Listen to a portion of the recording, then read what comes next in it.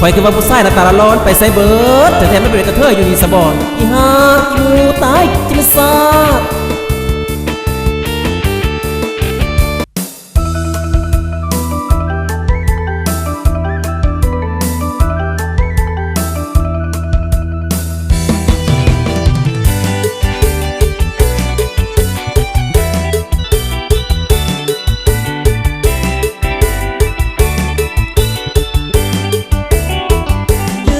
อยากถามข่าวผู้สาวที่เคยหากันสาวงามเมืองสารวันคิดทอดจอมควันทุกวันเวลาเส้นทางที่เขาไต่เคยไปจึงได้ทำหางานบุญมือออกพรรษาให้สัญญาจะมาพบกันโอ้คนเขาสา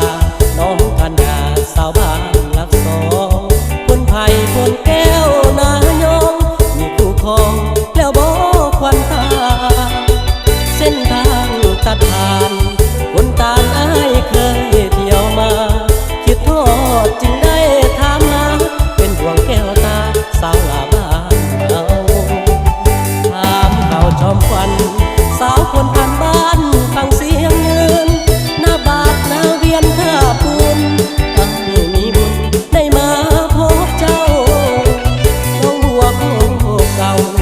อย่าเศร้าอย่าเหงาเด้องานบุญเดือน3 วัดกลางให้น้องมาเที่ยวงานบ้านเราโอ้สาวคนสาวหน้าโคตัดน้องคนงามจุดธูปเวียนเทียนคืนนั้นได้พบกันร่วมลอยกระทงสัญญากับเจ้าน้องสาวอย่าเฝ้าลืมลง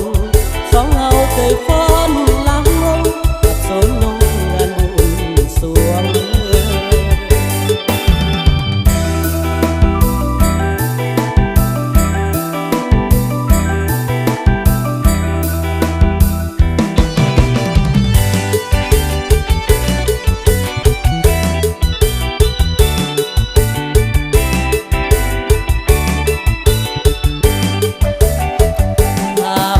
จอมควัน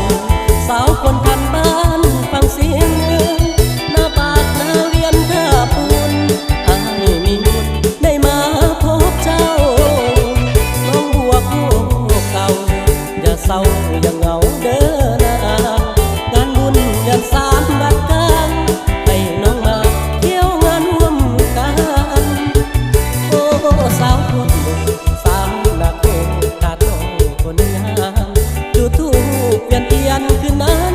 ได้พบกันร่วมลอยกระทงสัญญากับเจ้าน้องสาวอย่าเฝ้าลืมลงสองเฮาเคยฟ้อนลำวงกับสมนงงานบุญสวง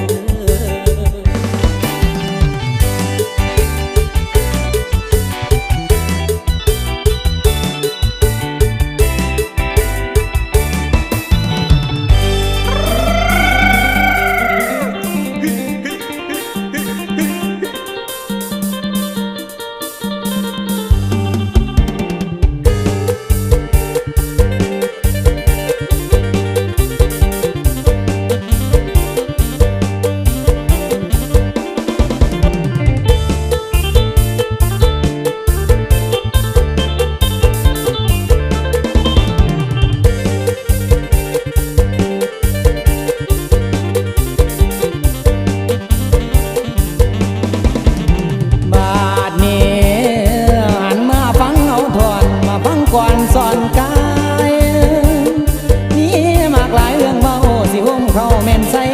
กันบ้านอายุนี่นั่นเป็นเศร้าให้เศร้านะอยากกินปูกินปลาออมหอยซอยจำจับเอาแหเอาของควงแขนแล้วก็ยังลงรอเรียบแม่น้ำเห็นปลาบอนเม่นใส่แม่นใส่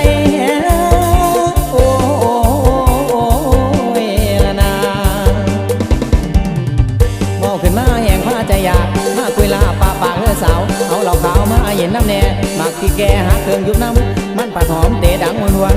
ไอ้นี่บ่อยากหัว ส่วนเจ้าไปห่วมพาลาผู้เนื้ออ่อนเกียงเกียงผู้ไผ่เดนางมากินปูกินปลาอยู่ทงนาน้ำหายมายามใส่ยามสอนหน้าดอนบอนพวกเก่ามากินสัวอึ้งเผามากินเขาแม่นห่วมกันแม่นห่วมกันโอ้ยละนาลงทงหน้าสอนป่าสอนกุ้งลงไปทงเก็บหอยเก็บปูเก็บมาแล้วทอดมาไวๆปลาขอใหญ่ใส่ไข่หมดแดงผักขะแยงแกงใส่หน่อไม้ปิ้งปลาไข่แกมใส่แห้งดีเก็บปลาซี่หอมใส่เขียดหมูอยากคือโคเก็บเห็ดบอกบานเรื่องอาหารบ่อึดบ่อยากขั้นคิดอยากให้ของน้องๆนุ่มปลาตองสองตัวพ่อลาหอมลูกขาบสดแดวน้อยดีมันโดดพี่บ่เขินบ่ขาดบ่แม่นอายอยากเบาอยากชวนเจ้าไปเบิ่งเองไปเบิ่งเองโอ้ยละนา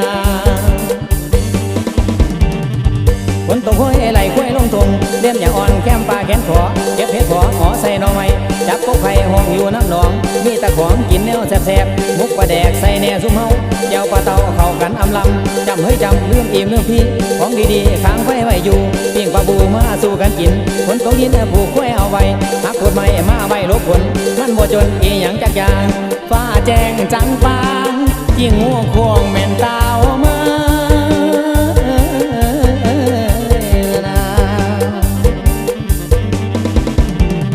จังแม่นว่าเท่านี้สิลาก่อนเด้อนะอายอยากสวนเมื่อยามอยู่ทงนาน้ำอายมายื้อยามแดนไต